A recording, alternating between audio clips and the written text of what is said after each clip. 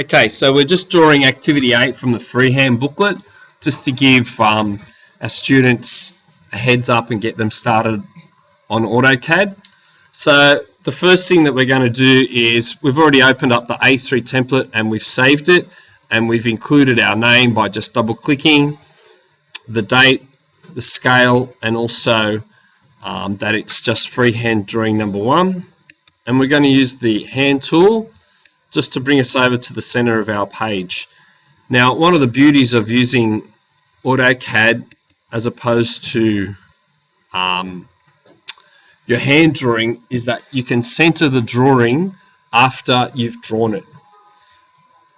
When you draw by hand, you have to center the drawing first and do the maths to do that, because you can't remove it on a piece of paper. But using our AutoCAD program, we can redraw something. So for this particular drawing, we're just going to start off drawing our center lines in across the board. Now, as we look up here, guys, we find that again we've got our tools, our navigation tools down the side here, our drawing tools, and we'll be using our circular line here.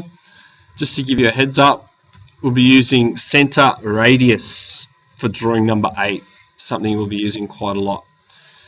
Now, as we come over here, it gives us a number of options that we can use on our lines. First of all, we can color our line right here by using one of the pre-selected colors, or in fact selecting our own color. This is quite handy for people, especially like myself, visual people who need to have things in different colors to distinguish them.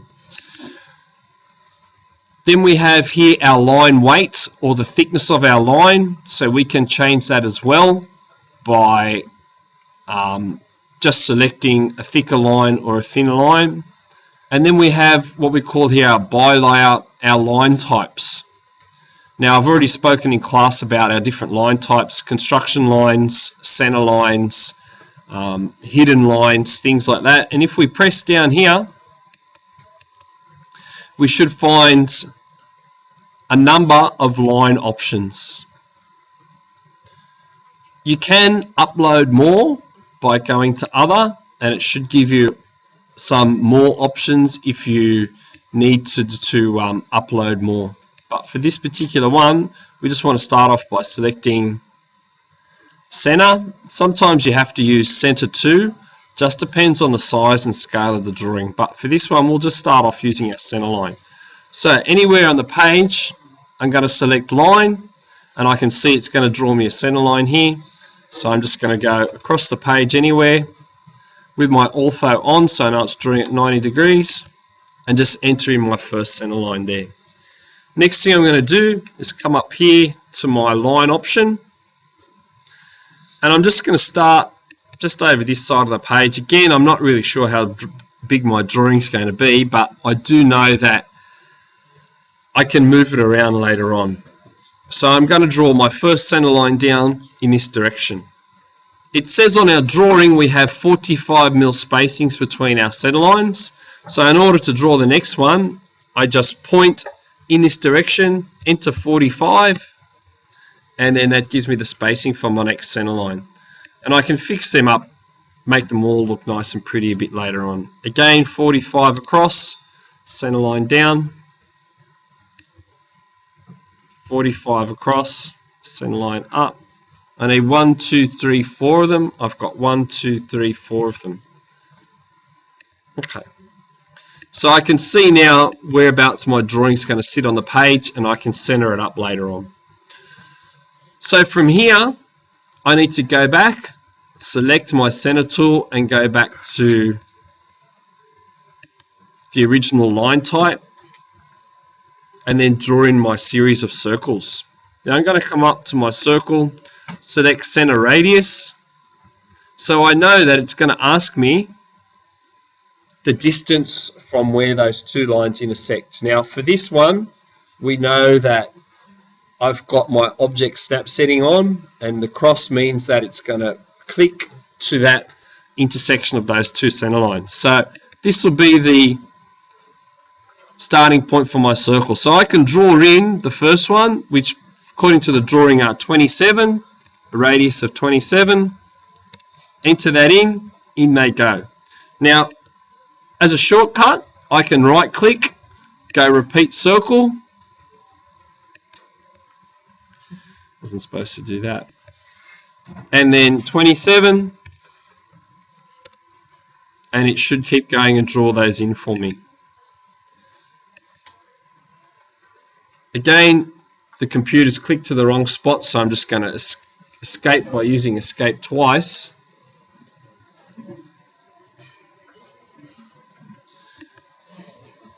Repeat circle. Wait till it clicks on intersection. 27.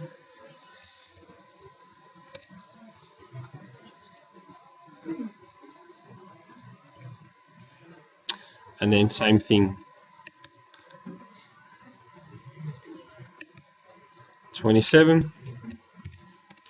Okay, and then I'm going to go through and do the same thing, but draw my outer circles, which are 34. So from the center, out we come, 34, etc. Okay, so I'm just continuing to enter in my circles here. Center radius from the middle. Again, this computer's lagging really badly. Just because I'm using lots of RAM with the recording. Center radius. Clicking, 34. And then right click again, repeat circle. 34. And the last one at the edge there.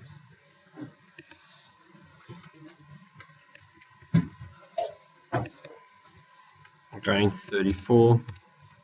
So I come up with this pattern that we can see in front of us now. The next thing we need to do is trim out the lines where the circles intersect.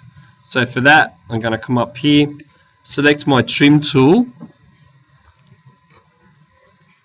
and for each of these I need to select the circles, and I can zoom in by using one of my favorites, of course, the zoom window.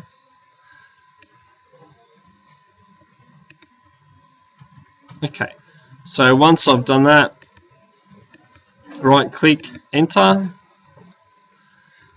I have to go back and do my trim again.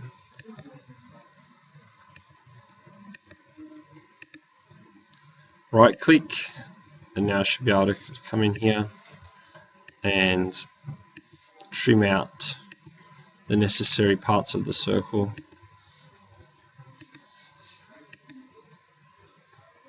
Till I get the final image.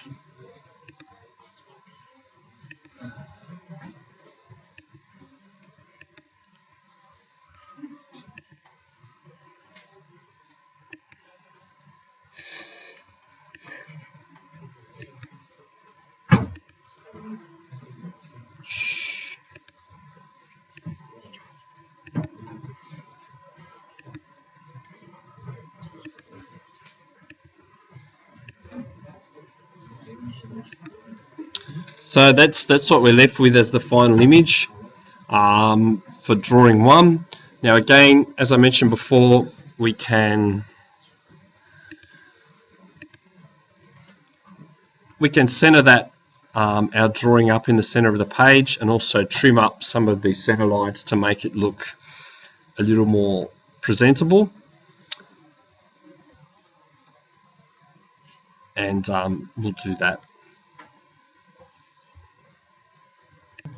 So now I've just centered the drawing. I've trimmed all the lines up, all the center lines, so they're all 10 millimeters past the edges of the circle. And I've done that by using my line tool, just coming from the end of our drawing, bringing a line up 10 millimeters and then bringing it along. And then again using our trim tool, activating the trim tool, our cutting plane, and then cutting all the rest of the parts of the drawing we don't need. Now I've centered that drawing by basically just measuring the remaining space on each side, dividing it by 2, so it just happens to be 98.5. So I've just brought a line out from the center. I know that's the center because it gives me that triangle midpoint, 98.5, and then I've joined the rest of the drawing onto that particular part, and that has centered the drawing for me. How did I move it? Well, I highlighted the whole drawing and I went up here to the move tool, and then that allows you to click on a part. In this case, to meet this part here, because I know that that's 98.5 from the center, and then I can move that around. Now you notice it only really wants to move at 90 degrees. That's because I've got the ortho tool on. If I turn the ortho tool on, then I can swing that around to really anywhere I need. The only other thing I might think about doing here is going to my annotate section and starting to think about using my dimension tools here. Now when I click on a dimension, it'll give me a whole heap of options: linear, aligned, angular, radius and diameter. So for this one here I can use radius, come down to this circle here, and it should allow me to denote the dimension of that circle, which is an R27, and later on I can move that around. Again, unfortunately I don't seem to have 3 width because the machine's lagging. The other thing I can do once I've dimensioned my other circles is dimension them in between, just using the linear tool, popping that up, whacking in 10 mil, and we'll find that that dimension of 45 comes up. If you double click, it brings up a whole host of other things we can do with our dimension lines, and with that we'll explore that a bit later, but we can change the dimension, change the line type, change the arrow type, change the height, change the location, change the color. We can do all sorts of things with that. Of course, the other thing that I mentioned earlier on is our bi-layer colors. So in fact, if I wanted to, I could come in here and change the color of different things. I've already done it up here with that last drawing. I've changed the color to red. So that's quite handy if you want a visual sort of breakup of your drawing, as well as making things look pretty. Again, I've just changed that back pretty easily. Thanks, that's drawing 1. See you for drawing 2.